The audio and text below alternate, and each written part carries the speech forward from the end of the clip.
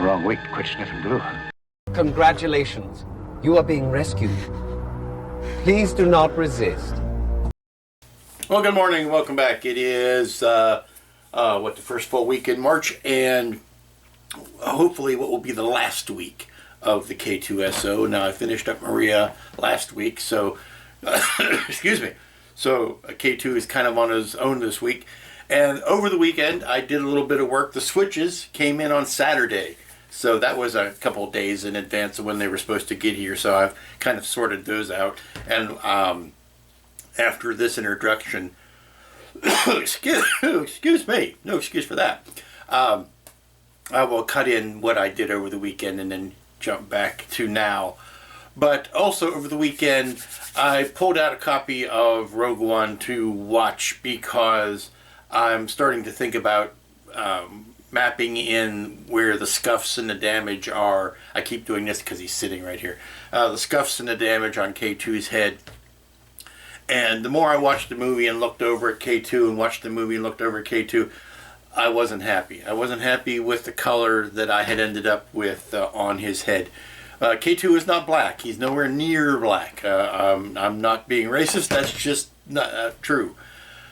Because there's a scene in the landing on Scarif where Cassian and K2 they're undercover with Jyn, and they are sneaking into the base, and Jyn is wearing the typical black Imperial armor, and when you put her next to K2, you can see obviously he's not black, and so even the color that I had chosen, which was that spiral gray metallic, that was not black, but I needed to be even less black than that. And I think honestly it was the metallic that was also throwing it off, because K2 doesn't really have a metallic. It doesn't have metal flakes. It doesn't have that metallic look. It's more of a flat color, and I thought I'd be able to get that with like flat finishes and stuff. But so I started thinking about what color he really needed to be, and I was thinking about a green, because he's got a kind of a warm dark gray. It's not a cool dark gray, so I'm thinking greens and olives and things like that. And there is to me a color called black green, which is very close to what I was thinking of using, and may still. But I remembered I had a can of paint from Duplicolor that was called vinyl. It was a dark gray, very dark warm gray, that I used on the Enterprise chairs, the bridge chairs, on the base, on the pedestal for them, because those aren't black either, folks. Those are, well, depending what season you're looking, those are a dark gray. And I liked that color, so this also gave me another chance to go over K2's head again once more and do some more sanding and try to knock down some of the little paint cancers that showed up. And so I painted it, and I repainted it, I sanded them down, repainted it again this weekend. I blocked out to where the eyes were so that I didn't get any paint in his eyes.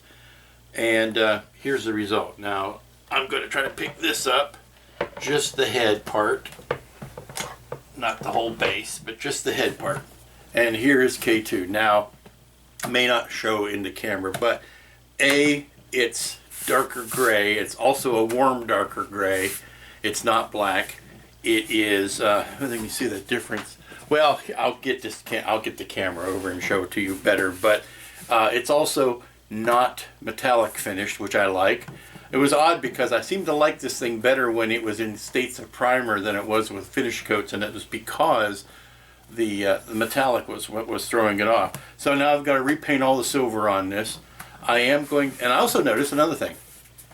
This bit here had a different sheen to it, it looked like, than this did.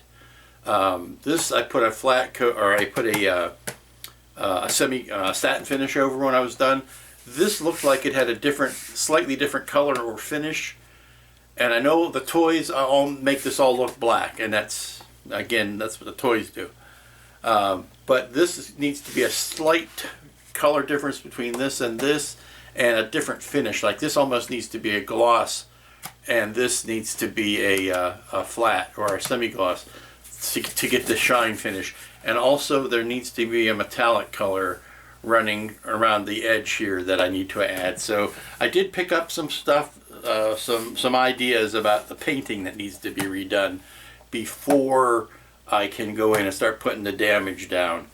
But the first thing I want to do today is to wire up this base. Now that I've got all my switches in, I did repaint the base obviously to match the new color, and I left the neck and the depression, the concave part, I left that the original dark grayish black, that spiral metallic. I left it that color just to break up some between the head and the neck colors. But now's the time to make all of the spaghetti go away and mount these switches in the nice holes back here. So let's take care of that first, and then we'll get on to the rest of it. Well, because those wires are delicate and I just need to get them out of the way and get them all secure. Make sense? Okay. Well, here's what I did this weekend, and then we'll be right back. Oh, welcome back. I'm sorry, I'm doing a little bit of weekend reporting, but it's Saturday. And this, my friends, is a box full of switches from Radio Shack, and I've pulled out the ones that I'm probably going to be using, but I've got scads and scads of them left. They were doing a clearance, obviously, and it's buy one, get one type of thing. So when I said I wanted to get four packages, each one of them has 4 switches in it. So, and then you get 2 for 1. So I got 8 packages. So I got 8 times 4. I got a ton of these. I got a blue million. So I've decided to, rather than make them all one color, I'll go with the top row in red and the bottom row in black. And I haven't decided which of these 2 switches I'm going to use for the eye lights. Probably this one because it's a lower profile. And I am trying to figure out cosmetically where is the best place in the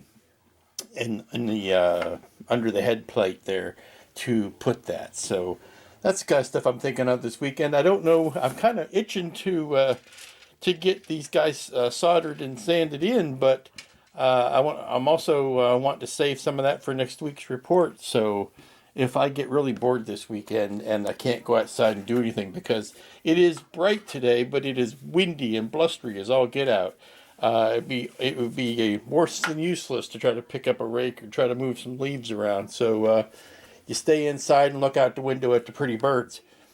I'm back. It's still Saturday.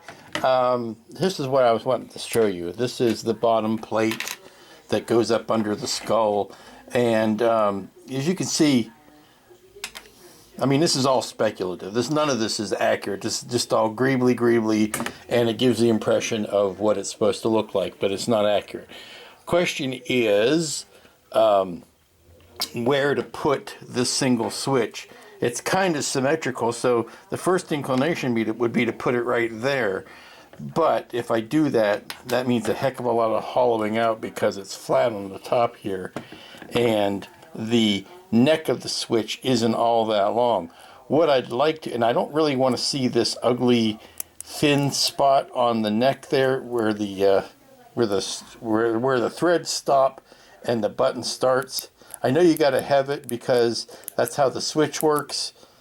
I think what I'd like to do is bury this in such a way that all you ever see is this top red plastic bit popped out, and then you do the compression of it there. So that's going to require some further thought, because if I do that, that means I've got to build up some sort of box for it on this side to support it. I can't just push it all the way through and use the normal screw to support it. So that's something to think about.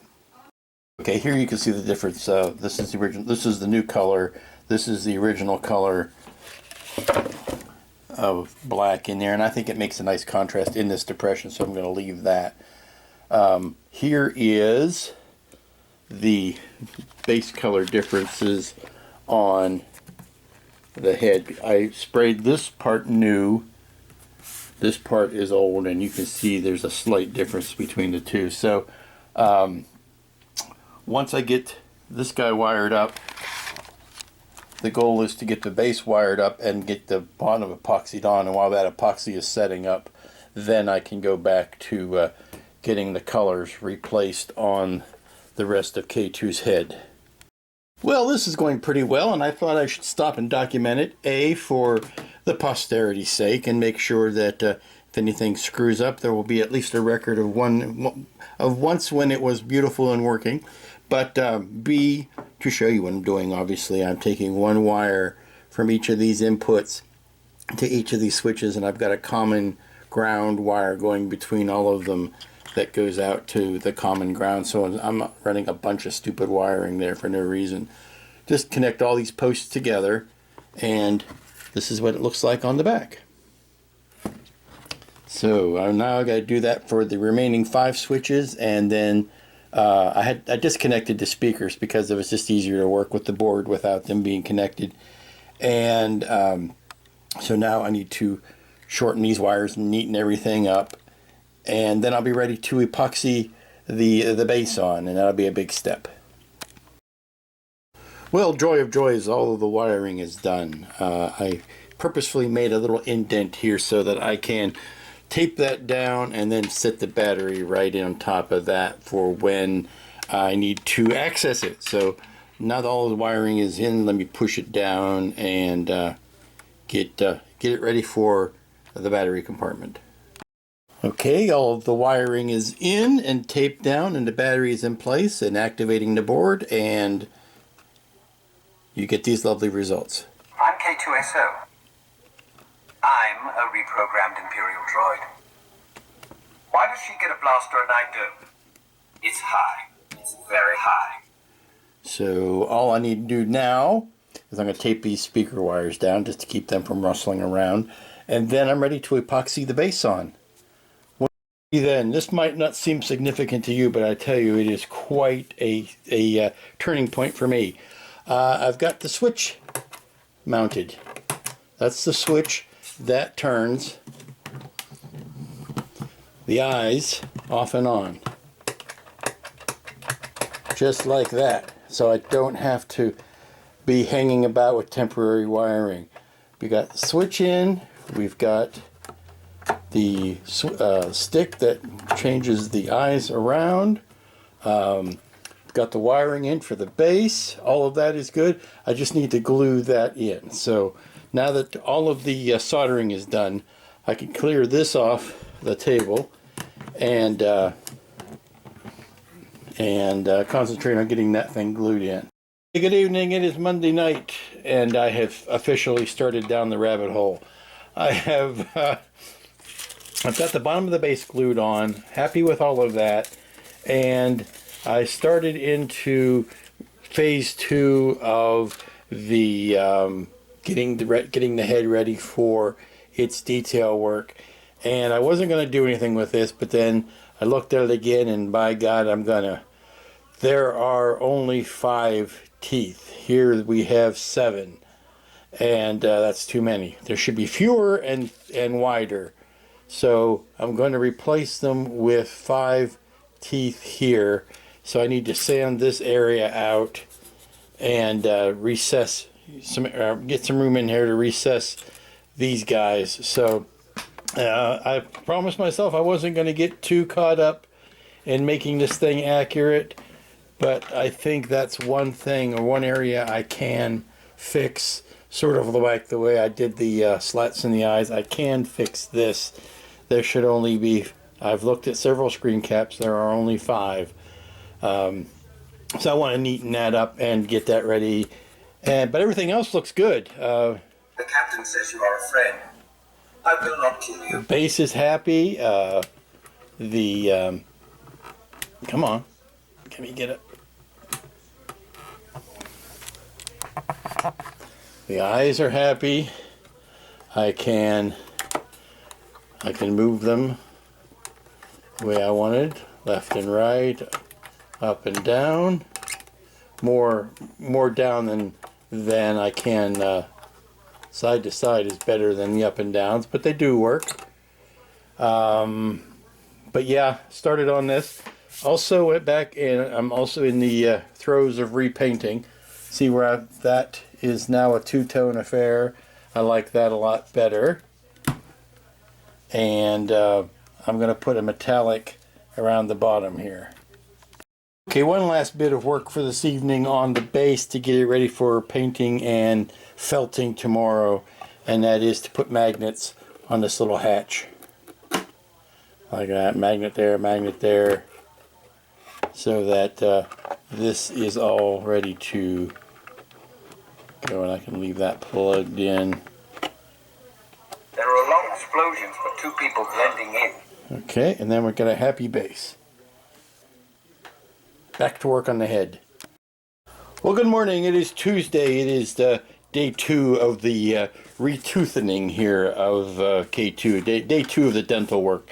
And hopefully this morning you can see the difference that I was opining about yesterday. That's the two-color paint job, the two-tone, of the top of being the gray and the bottom being the original dark gray. And I like that better. It's noticeable, and it's more noticeable in some lights than others. Obviously, it's more noticeable under this fluorescent light than it is in the daylight even.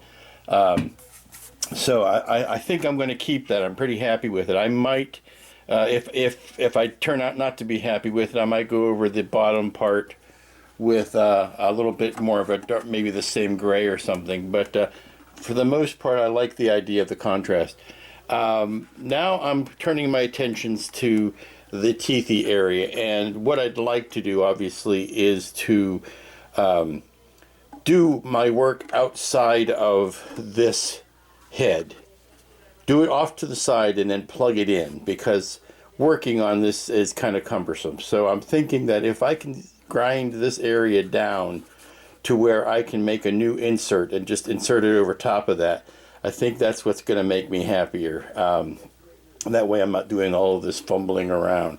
So I want to sand this area down with the implements of destruction and then rebuild it.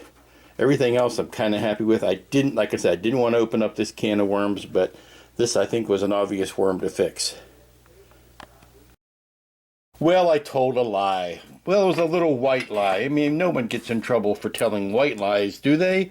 I decided to work these guys in on his head and not separately, and I think they came out just fine. There's the proper number of them.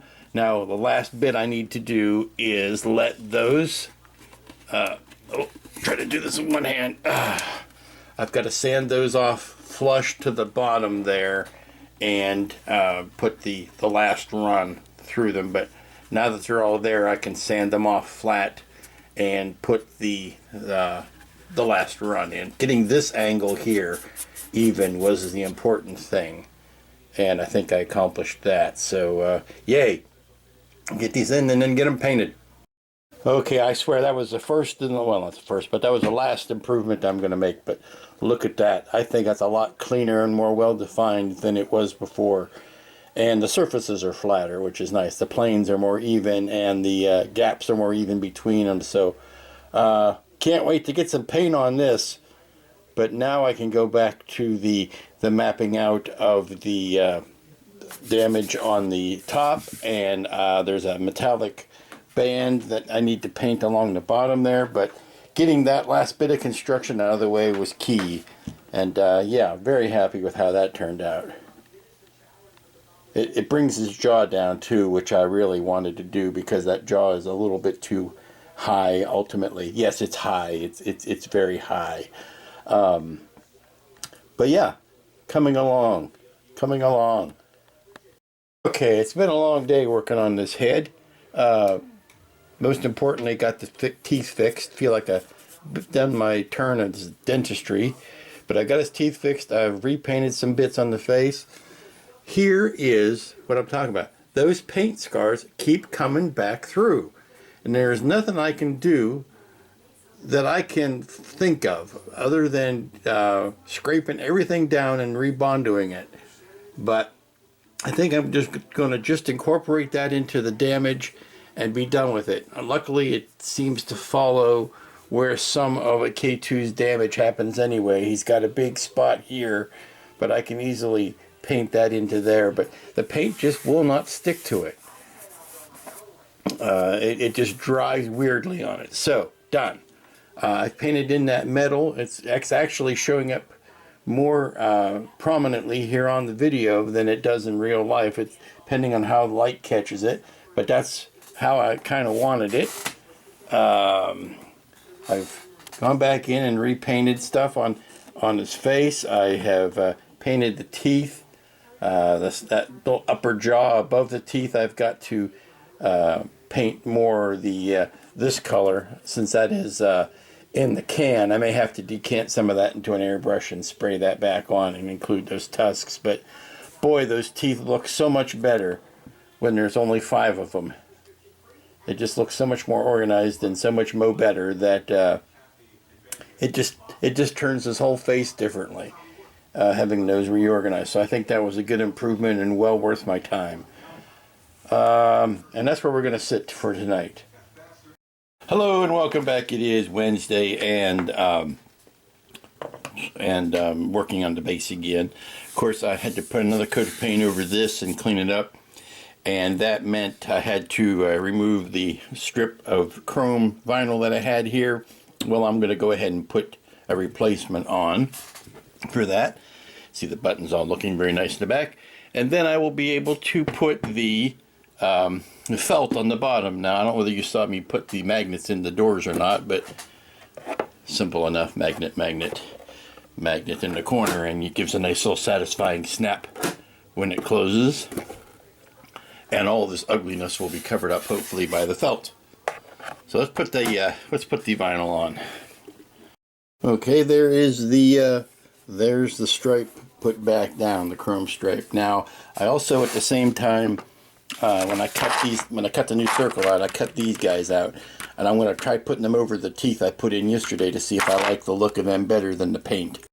Okay, I've got the chrome on his grill, and I'm going to let this sit for a while. I haven't quite decided whether I like it or not, but I'm going to sit on it for a while, and maybe when it's, there you go, when it's down out of the sun, or out of the light, it gives a different, I kind of like the accenting between here and there.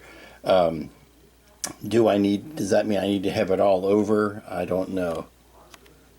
I don't know about that.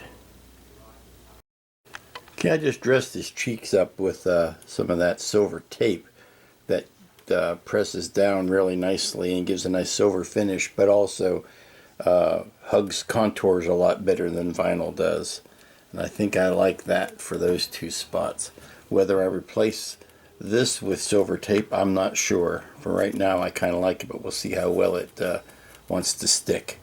Vinyl sometimes, especially this thicker metallic vinyl, doesn't like going around corners very well.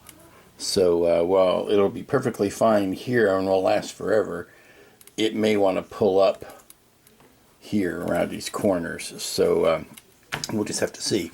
But now I guess I can finally get back to doing what I was wanting to do yesterday before I started working on his teeth, which is to map out the damage and get that on his head and get the felt on the base. Well, good morning, fellow babies. It is Thursday, and the day has finally come. The day has come when I've been dragging my feet on this too long. And now that this is all nice and pretty and just the way I want it, it's time to mess it up. Getting back to where I was the other day before I decided to take the foray into dental reconstruction, I'm starting to, or today I'm going to map out the damage, and I'm using some photographic evidence, map out some damage, there's some references, and start putting in the dings and nicks and other distresses. So basically, it's just, I've been afraid to do it. I just need to take a Dremel and just start jabbing places and putting in the nicks and the cuts and stuff. And then, excuse the sneeze, I just need to start painting those in. So nothing too gentle about it. I'm just, obviously the areas where you have corners and edges and seams, much like this guy here, is going to have to be, added to that. Now there are a couple of trademark gashes that I have seen.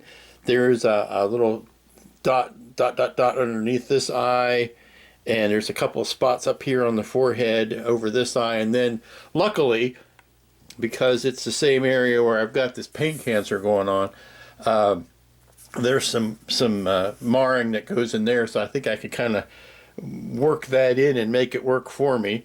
And then down here on the base, I'm just going to do some scuffing on the edges here, and then basically take the Dremel, do some gouging, do a base of a dull gray, and then maybe a tiny hint of silver at the center of it to make it look like it has got down to the bone, so to speak. I'm not going to try to do any actual paint chipping. I think I can get most of my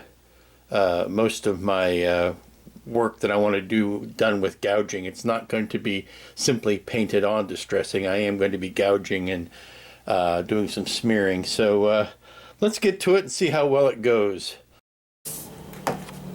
Okay, so the hardest part's been done, because that's where you just have to steel yourself, take a good stiff drink, and then get the Dremel out and start dremeling. But I've got the damage, and again, this is something that you don't want to overdo, so I do a little bit of it, see if it's enough, see if I'm happy with it, and then I can always add more. But you know, it's gonna be awfully hard to take some of it back, especially after all the time I've spent cleaning it up. So what I'm going to do is take this, start get a little bit of gray paint out. You can see the kind of look that I'm going for here. Any of you who've ever built a Boba Fett helmet will know this. You see where you can see the paint? That's where it's going to be gray, and where you can see the actual resin, that's where it's going to be silver. So some accents, put in some little bit of damage, wipe it down. Now also there seems to be, and this is something I've picked up on still pictures, and not so much from the video, but around this area here there seems to be a rather noticeable rust streaking. It's evident in some of the pictures. It also gives me a little bit of visual interest right on this area here, so I'm going to do a little bit of rust work under there. I might put a little bit of rust work on his neck, but not so much, because this is not a... Yes, it's a reprogrammed droid that's been in the service of the rebellion, or the resistance, or whatever you want to call it. Cassian's partner in crime, but it is not a derelict by any means. So I don't want to, just start rusting it up for the sake of rusting it up. I do want to put a little bit of detail in there, in some spots that will add a little bit of color and a little bit of interest. Maybe some in the neck area here that is not going to get beaten up, but maybe just back in these little crevices. Just do a little bit of rust to generate some interest. But that's the majority of it. And let's see how it looks once I get some paint on it. Okay, base is painted, or at least the chest and neck is painted and damaged, and basically I put the rust oil streaks in, aged up the neck a little bit, and here's where I took the gray and spattered that on, and then silver where the metal where the plastic was gouged out.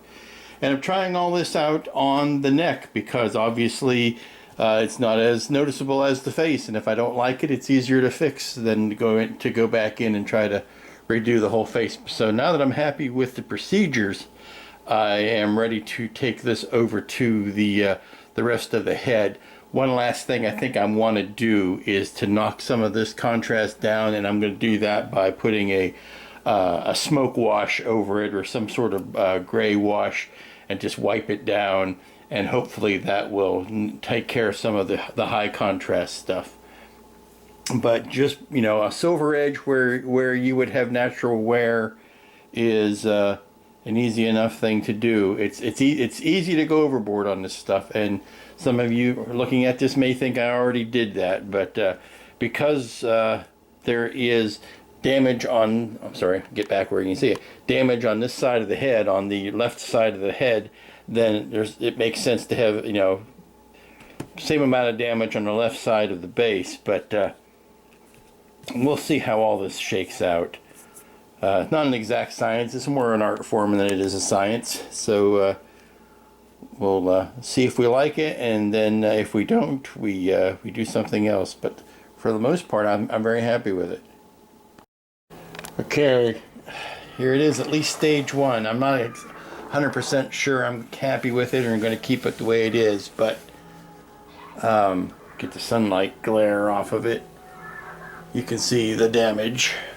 It's not going to be glossy like that. What's happening is the weathering effects and stuff I have are a wet wash, and I will spray a flat over that to knock it all down.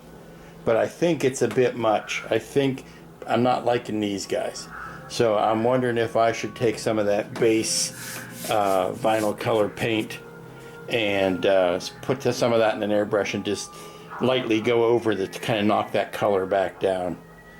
So now's the time I need to walk away from it and then come back and look at it with new eyes. Well, as you might be able to guess from the state of poor K2, I've had a change of heart about the nicks and scratches. I felt that they, after looking at them, come back to them, they were too deep. So I'm trying to minimize them. Not get rid of them completely, but minimize them. And to that effect, I am using plastic putty from Vallejo. And I'm just making indents, filling in the scratches a bit. I was a bit heavy-handed with the Dremel. So I'm letting that putty dry, and then I'll sand it down a little bit and go over it with another top coat. See, I'm not getting rid of all of them completely. I'm just minimizing some of the bigger, deeper ones. And then we will touch the paint back up. Okay, this time I've done a more simplified version. That's the original marks have been puttied over. I regrayed over top of the whole thing, and then I went back in and just repainted in. Now these are the same markings, same indents. They're just not as deep now, and I didn't go as wild with the gray paint. Actually used a darker gray, and then the silver highlights just in some spots. So the scattering here serves two purposes. A, it shows damage, but B, it also takes care of some of that paint cancer that keeps wanting to crop up through. So now we're going to let this sit for a while before I decide what the next step might be. Also, not the easiest thing to tell in this lighting, but the neck and the chest piece, or the collar piece, have had a coat of clear flat sprayed over them, and I'm liking how that's turning out. It did a nice thing on this chrome piece. It got rid of the fingerprints and evened it all out, and some of the rust and all those kind of things, it evened those out nicely too. So maybe that's the next step on this, is to get a nice flat coat or a semi-gloss coat or some coat. Maybe that'll unify it and bring it all together, and maybe knock some of these highlights down. If they end up turning out like this, that would be fantastic. So maybe a flat coat is in your future, young man. Good morning, it's Friday, and yes, I've gone back to the well here. It is Friday, it is the last work day of the week, and I swear to you, as Crom is my witness, this is the last day of work on K2. I took another look at him this morning, as I am wont to do. I get up and look at first thing in the morning, and my first impression was there was too much damage on him. He was looking like the end of the Battle of Scarif, and not as he did in the earlier parts of the movie, and that was no bueno. That was no good. So I've gone back and taken care of some of his acne with the plastic putty, and I'm going to let that dry for a few hours and sand it down. Since I saw how easy that was to do yesterday, I went through one round of getting rid of the deep gashes, and I liked how that turned out, and I think I want to go back and smooth out almost completely some of these guys and get back to it so it's a cleaner paint job all in all. I do like the flat. I put a coat of flat on them yesterday, and I do like that finish, but I think I can accomplish more with paint alone than I can with all of the digging into the head that I did yesterday. So got putty on, let it dry, sand it down, and we'll finish it up later this afternoon. Well, ladies and gentlemen, drum roll please. I am proud to announce that K2 is finished. Barely got it into the wire. It's late Friday afternoon, but he's done. I went one last pass on the scarring. I got rid of a ton of stuff over here, put in just the ones that I thought were appropriate, made them smaller, tinier, a little bit shinier, but it takes care of this guy once and for all. And when I do this, the eyes move back and forth. When I push the buttons in the back, The captain says you are a friend. I will not kill you. I get the sound effects I want to get. I think, in no small announcement is this, I think he's done.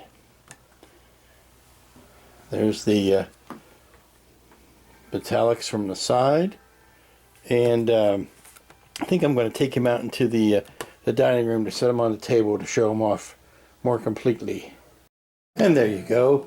A bit more perspective on here. You have on this side the Black Series of action figure, and on this side you have the Bandai model kit. Model kit does provide a lot more posability than the action figure, which is kind of ironic that a model is actually more mobile than an action figure, but there you go. Give it a nice long look around. And The captain says you are a friend. I will not kill you. well, that's going to finish not only this week, but this project. Wanted to give adequate coverage to this heavy son of a gun. Yes, I can lift with one hand, but good golly, he's thick and heavy. Let him speak for himself. That is a bad idea. I think so, and so does Cassie. Yeah, I don't blame you. But this is where we're going to end it this week. No, I didn't get anywhere on the other promised projects, and that's getting to be the usual case these days. And I have to take full blame for it myself, because I could have had this done a lot earlier, but I decided to do the dental work here, and I think he's the better looking for it, because I really think it made a difference. And if I tickle him under the chin, you can see that the eyes do move. They go up, they go down, they go all around. There you go. Not a lot. You don't see a huge amount of movement, but it's a lot more noticeable in real life than it is on the camera. But she's around, she's a firm, she's a fully packed. And bonus points to you if you know the reference for that. I'm K2SO. I'm a reprogrammed Imperial droid. Yes, we know. And so, not much more to say, but other than it was a fun project. It had its challenges. Definitely, third time was the charm on the amount of damage on his head that I wanted to do, as it normally becomes the case when I am working with these garage kits that aren't based on actual, commercial kits. I have a tendency to experiment on them a little bit more, because I feel that it's kind of baked into the idea with them being garage kits that they are somewhat more or less, or more.